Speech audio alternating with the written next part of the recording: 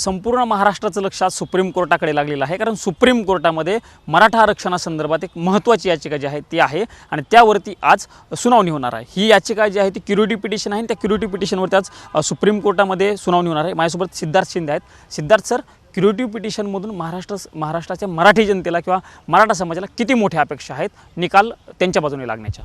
बघा, supreme court कोणत्याही मॅटरमध्ये जर सुप्रीम कोर्टाने निकाल दिला तर त्याच्या विरुद्ध जर कोणाला तो पटला नाही तर पुनर्विचार याचिकेमध्ये तुम्ही जाऊ शकता, रिव्ह्यू पिटिशनमध्ये। त्याच्यानंतर हे आपल्या राज्यघटनेत मेन्शन्ड आहे। त्याच्यानंतर 2002मध्ये रूपा हुर्रा केसमध्ये कोर्टाने सांगितलं की एक क्युरेटिव्ह पिटिशन पण येऊ शकते। क्युरेटिव्ह पिटिशन म्हणजे जर रिव्ह्यूमध्ये तुम्हाला सक्सेस मिळालं नाही तर तुम्ही उपचारात्मक याचिका म्हणजे क्युरेटिव्हमध्ये सुप्रीम कोर्टात येऊ शकता। पण गेल्या 21 वर्षात खूप तुरळक क्युरेटिव्ह पिटिशन या एंटरटेनसुद्धा केल्या गेलेल्या आहेत, त्यामुळे चान्स ह्याच्यात तसा कमी आहे। पण मार्ग निवडला आहे महाराष्ट्र सरकारने आणि सांगता येत नाही, एखाद्या वेळेस सुप्रीम कोर्टाने आता आजचं जे मॅटर 1:30 वाजता म्हणजे लंच ब्रेकमध्ये जजेसच्या ऑफिसमध्ये हे मॅटर ते वाचतील आणि ऐकतील म्हणजे ह्याच्यात वकील किंवा क्लायंट पक्षकार नाही जाऊ शकत, जजच स्वतः वाचतात आणि ते एक लाईनची ऑर्डर देतील, एक तर डिसमिस म्हणून सांगतील किंवा नोटीस इश्यू करतील किंवा असंही ते म्हणू शकतील की ओपन कोर्टात आम्ही हे परमिट करतोय की हे ओपन कोर्टात मॅटर ऐकलं जावं। जजचा निर्णय कधी आपल्याला समजू शकतो अंदाजे? कारण 1:30 वाजता सुनावणी आहे तर आपल्याला, कारण बाकीच्या वेळेस आपल्याला लाईव्ह म्हणा काही इतर ठिकाणून इन्फॉर्मेशन मिळते, याचं कसं होणार आहे? आता ह्याच्यात बघा, 1:30 वाजता सुनावणी आहे आपल्या क्युरेटिव्हवर आणि 1:35ला एक दुसरी क्रिमिनल क्युरेटिव्ह पिटिशन आहे, त्याच्यावर सुनावणी आहे। 2ला कोर्ट रेग्युलर टायमिंगला त्यांचं दुसरे मॅटर चालतील, त्यामुळे ह्याचं आपल्याला इंटरनेटवरच समजेल। दुपारी 3-4 वाजेपर्यंत किंवा फार तर फार 7 वाजेपर्यंत आपल्याला इंटरनेटवर ह्याचा निकाल समजेल। एकीकडे या क्युरिटी पिटिशनवरती आज सुनावणी असताना दुसरीकडे महाराष्ट्र सरकार या सगळ्या संदर्भात नवीन कायदा आणण्याचा विचार करत आहे। जे अधिवेशन सुरू आहे त्या अधिवेशनामध्ये, त्या दोन्ही गोष्टीकडे तुम्ही कसं पाहता? कारण एकीकडे ही सुनावणी सुरू असताना कायदा आणणं कितपत योग्य आहे किंवा ते होऊ शकतं का?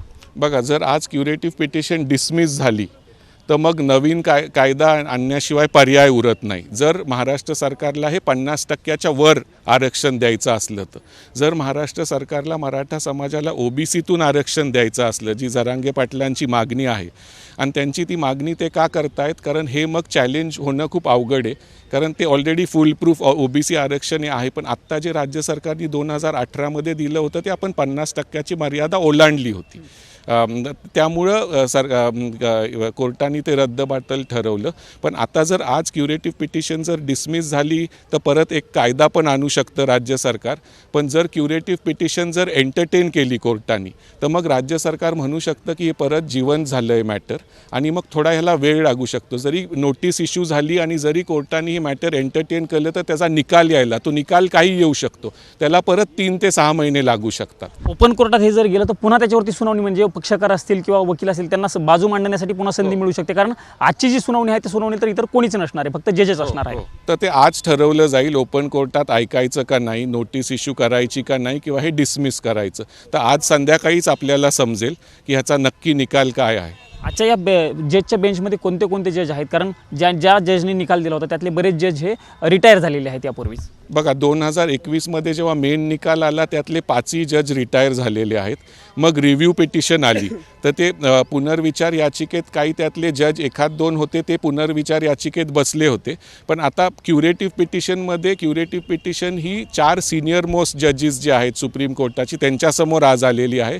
जस्टिस चंद्रचूड, जस्टिस कौल, जस्टिस गवई आणि जस्टिस खन्ना, तर त्यांच्यासमोर ही पिटिशन आज आहे। मनोज जरांगेंचं हेच प्रामुख्याने मागणी आहे की आम्हाला ओबीसी समाजातनं आरक्षण दिलं पाहिजे, ओबीसी कोट्यातनं आम्हाला आरक्षण मिळालं पाहिजे, कारण हे जे टिकणारं आरक्षण हे ओबीसी कोट्यातून मिळू शकतं। जर सरकारला नवीन कायदा करायचा असेल मराठा आरक्षणासंदर्भात, कारण ओबीसीतून जर ओबीसीच्या याला हात न लावता आम्ही मराठा समाजाला आरक्षण देऊ असं सरकारचं म्हणणं आहे। जर सरकारला नवा कायदा करायचा असेल तर त्यासाठी संसदेची काही परवानगी घ्यावी लागणार आहे का? ते राज्य सरकारच्या अखत्यारीत आहे की केंद्राच्या अखत्यारीत जाईल? सगळं पुन्हा विषय परत 2018चा जो कायदा राज्य सरकारने केला होता तो 50च्या वरच केला होता, 50%च्या वर, त्याच्यात ओबीसीला धक्का लावला नव्हता।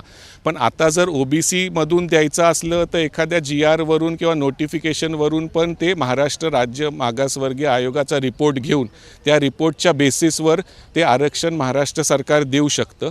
आता जर इथं जर मॅटर डिसमिस झालं आणि जर त्यांना परत 50%ची मर्यादा ओलांडूनच ओबीसी व्यतिरिक्त मराठा समाजाला आरक्षण द्यायचं असेल तर परत नवीन कायदा करावा लागेल. पण इथं जर मॅटर एंटरटेन परत झालं, ज्याचे चान्स कमी आहेत पण होऊ शकतं, काहीही होऊ शकतं, तर मग महाराष्ट्र सरकारला कायदा करायची लगेच गरज पडणार नाही, कारण मग परत सुप्रीम कोर्ट त्याच्यात 3 ते 6 महिने वेळ लावेल. शेवटचा प्रश्न, क्युरेटिव्ह पिटिशनला पुन्हा चॅलेंज करता येतं का, आणि चॅलेंज करायचं असेल तर त्याची काही प्रोसेस असते का?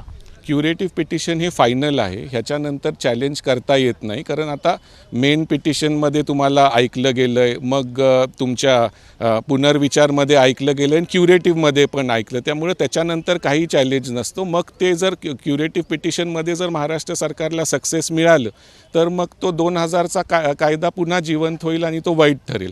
आता एक फक्त ह्याच्यात आपल्याला बघायचं आहे की इंदिरा साहनी केस काय म्हणते की 50%च्या वर तुम्ही जाऊ शकत नाही. 50%च्या वर तुम्ही जाऊ शकत नाही आणि तुम्ही जर गेला तर तुम्हाला त्याच्यात खूप व्यवस्थित डेटा द्यावा लागतो. पण 103री जी घटना दुरुस्ती झाली आहे त्याच्यात केंद्र सरकारने EWS आरक्षण हे पूर्ण भारतात 10% दिलेलं आहे. तर त्याच्यामुळं ते ऑलरेडी दर राज्यात 50%च्या पुढे आरक्षण तसं गेलेलंच आहे. तर तो पण एक मुद्दा आहे. आणि बिहारनी जसं कास्ट सेन्सस करून ते 75%वर नेण्याचा प्रयत्न केला आणि कायदा पण त्यांनी मांडला आहे, तसं महाराष्ट्राने इनफॅक्ट बिहारच्या आधी आपण ते केले, फक्त आपण कास्ट सेन्सस केलेलं नाही आहे. तर आत्ता जे कास्ट सेन्सस इंडियामध्ये झालं होतं, शेवटची जातीगत जनगणना ही 1931मध्ये झाली होती. तर मंडल कमिशनचा जो 1980-81मध्ये जी फॉर्म झाली आणि तिचा रिपोर्ट आला आणि 91मध्ये जे लागू झाला ते पण 1931च्या ह्याच्यावर झालं होतं. तर आता जर असंही एक होऊ शकतं की केंद्र सरकारचं आता अधिवेशन चालू आहे, जर त्यांनी घटना दुरुस्ती करून असं ठरवलं की ओबीसीचा कोटाच वाढवायचा. आता तुम्ही बघितलं होतं महिला 33% आरक्षण त्यांनी दिलं आहे, पण ते लागू कधी होईल? डिलिमिटेशन झाल्यावर. त्यामुळे असंही होऊ शकतं की जर घटना दुरुस्ती यादा कदाचित केंद्र सरकारने केली आणि सांगितलं ओबीसी आरक्षणाचा आम्ही टक्केवारी वाढवतोय, पण ते कधी होईल? जर जातीय गणना जेव्हा कधी होईल, कास्ट सेन्सस त्याच्यानंतरच होईल. तर पॉसिबिलिटी आता बऱ्याच आहेत, पण आज संध्याकाळच्या निर्णयावर बऱ्यापैकी हे सगळं अवलंबून आहे. निश्चितच आपण जर बघितलं तर क्युरेटिव्ह पिटिशन सक्सेस होण्याचा रेट खूपच कमी आहे. पण असं असलं तरी महाराष्ट्र सरकारला किंवा मराठा समाजाला यातनं खूप मोठ्या अपेक्षा आहेत. अशा पद्धतीची एक माहिती जी आहे ती या ठिकाणी सिद्धार्थ शिंदे यांनी दिलेली आहे. सोबतच आपण जर बघितलं तर आज 1:30 वाजताच्या दरम्यान ह्या सगळ्या संदर्भात सुनावणी झाल्यानंतर नेमकं काय होतं याकडे संपूर्ण महाराष्ट्राचं लक्ष लागलं आहे. त्यामुळे आपल्याला बघावं लागणार आहे की नेमकं क्युरेटिव्ह पिटिशन संदर्भात आज सुप्रीम कोर्टामध्ये काय होतं. कॅमेरामन राजू गौतमसह मी प्रमोद जगताप, साम TV न्यूज, नवी दिल्ली. देश विदेशातील प्रत्येक घडामोडींचे लाईव्ह अपडेट मिळवण्यासाठी आता साम टीव्हीच्या सर्व सोशल मीडिया प्लॅटफॉर्मला लाईक, फॉलो आणि सबस्क्राईब करा. तसंच सर्व नोटिफिकेशनसाठी बेल आयकॉन प्रेस करायला विसरू नका.